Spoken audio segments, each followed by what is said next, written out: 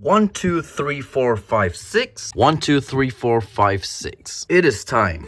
It is time for these 6 to be in a mansion because I think they've been quite some time in these enclosures. So this is my pumpkin patch. Now, if you guys know pumpkin patch tarantulas, the Haplopus species Colombia, there are 2 kinds. There's the gross, there's the klein. Gross being the bigger version, which gets around 3 to 4 inches, and the klein, which are these guys, they get about 2 to 3 inches max. 3 inches is already pushing it. Now, all of these guys are in fact unsexed. I bought them quite some time ago, maybe like a year or 2 ago, and they haven't really grown a lot. Well, technically they did. It's just that they're a very small species. Hey, where did this one go? Yep, there it is. So as you can see over there, there is the pumpkin patch. Now, fun fact, the pumpkin patch is the logo of this channel.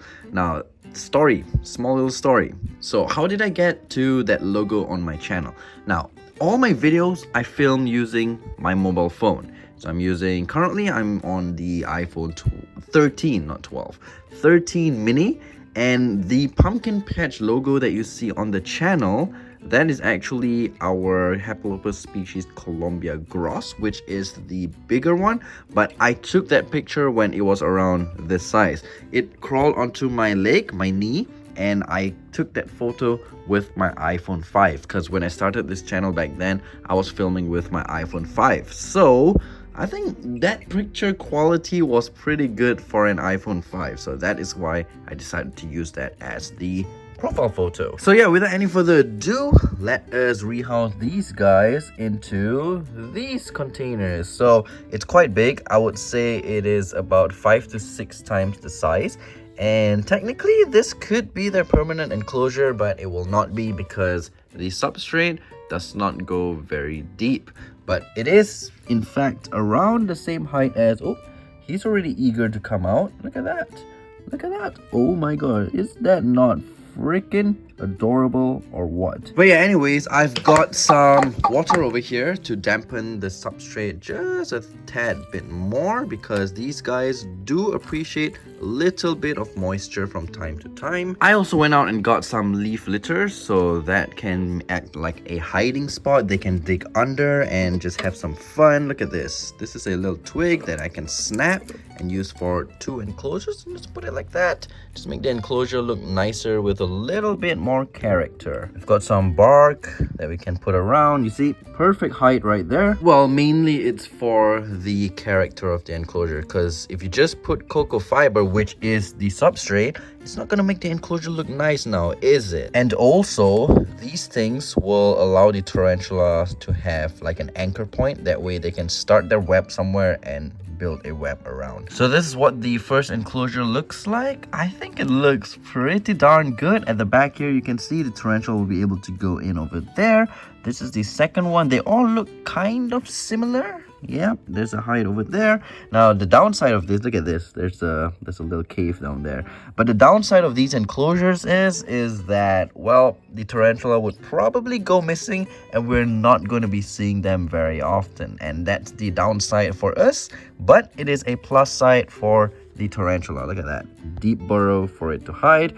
Now it is a plus side for the tarantulas because, as the saying goes, a hidden tarantula is a happy tarantula. Because tarantulas in the wild, you may think, people who don't know tarantulas, they're these big, ugly, robust creatures that roam the floors of the forest earth. Yeah, but no, actually these guys are very shy and vulnerable. So they're not the monsters that many people think they are, because people are scared of spiders, right? And then when they think tarantula, they must be some big, brown, hairy, 8-legged monster or something. No, okay, most of tarantulas they're not even that big.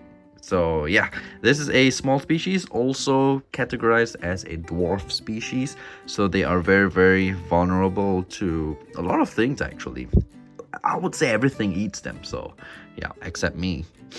Anyways, let's put them into their new enclosures. That way we will not stress them any longer. Oh yes, I was saying about anchor points. You see these leaves and twigs? You look at this, they put their webbing along like sticks and all. You can see There's a little stick coming out. So yeah, that is what I mean by anchor point. So if you don't have an anchor point, most likely they're just gonna build a wet mat on the floor, which is, it's not really nice to see. So I like when they have anchor points and it makes the enclosure very, very nice and complex. Now these guys can be bolty at times, so we're gonna have to be a little bit careful with that.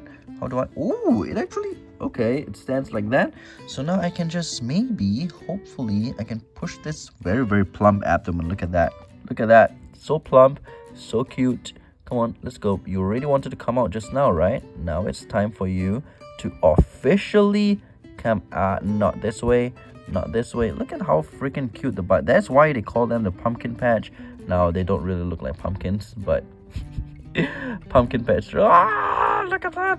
So yeah, as I was saying, this enclosure is kind of a mansion because it's so big for them. It's kind of overkill, but well, it is what it is, and I'm pretty sure they're going to enjoy this enclosure very, very nice. I've poked 2 holes, one over here and another one on the other side of the enclosure. Now these guys, they do not need a lot of air to breathe because they do not breathe like, ooh, very, very bolty.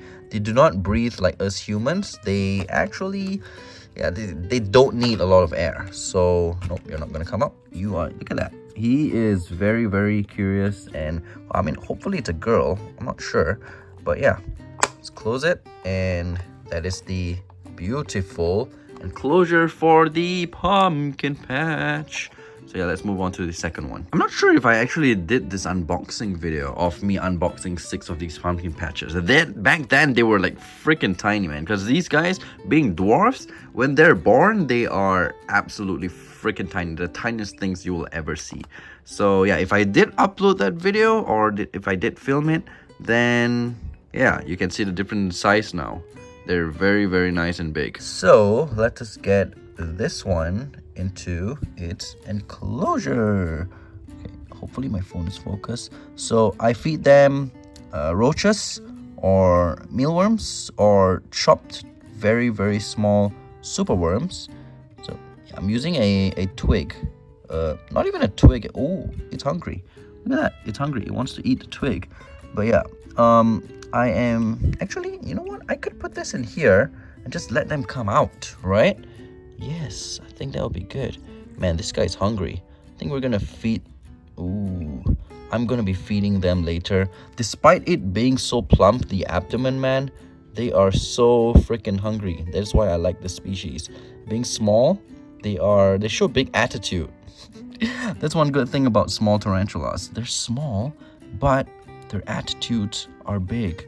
Man, this one's a little bit stubborn, but it's okay. It's okay. You take your time. Oh my god, did you see that? It attacked the twig. Bro, you're not coming out. You are going into your burrow. Beautiful. Oh no. Oh no. You might not come out, my friend. Look at him.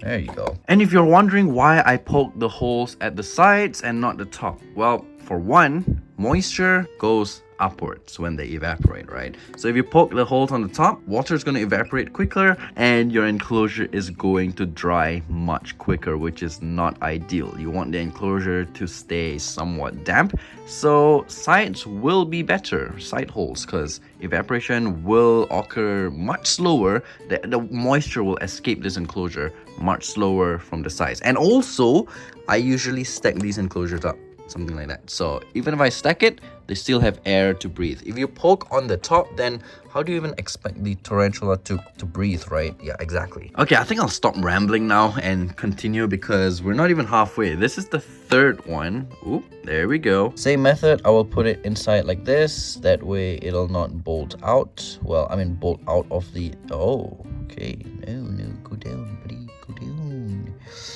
Go down. There we go. Don't come out. Don't come out. Don't come out. There we go. Beauty.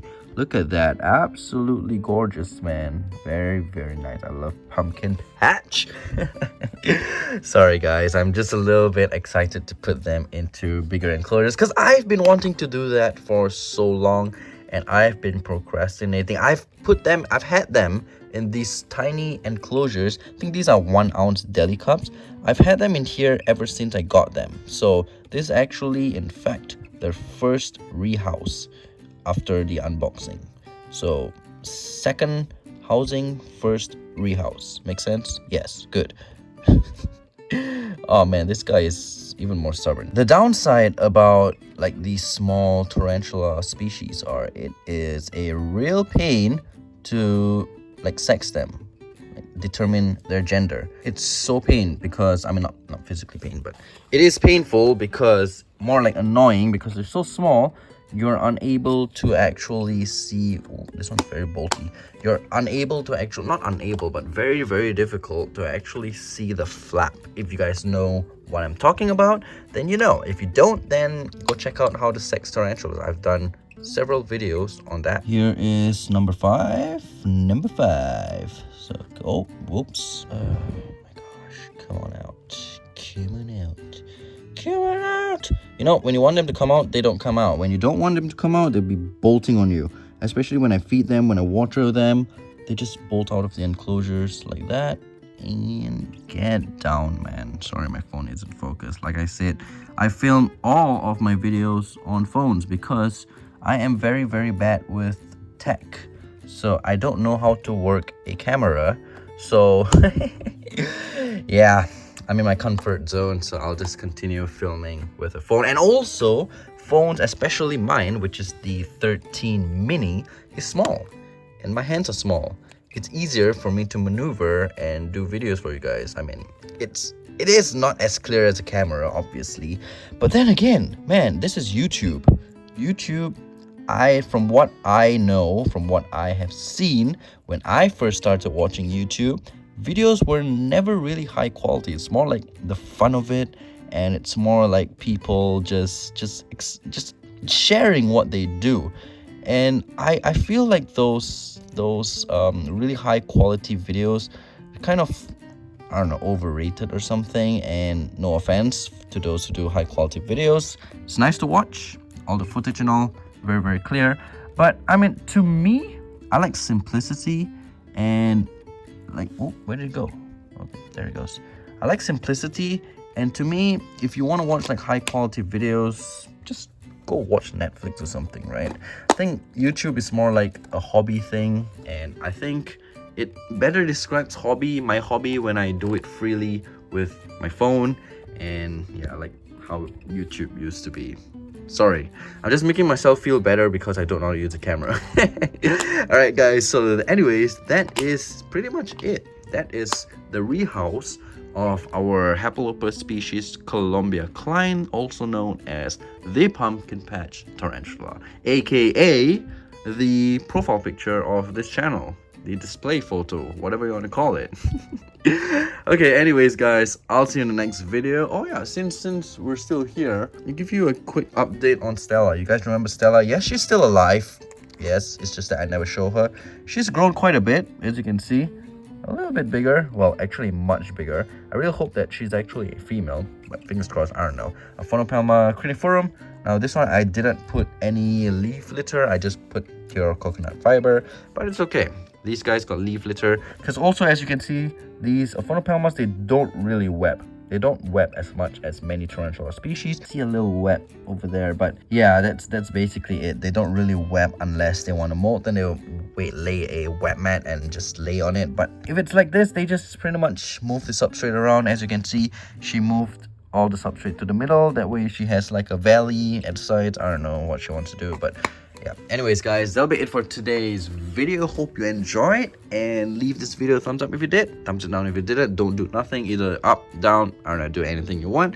I'll see you guys in the next video. Take care, stay safe, have an awesome one. Sorry this video is very, very long, so yeah, anyways, peace.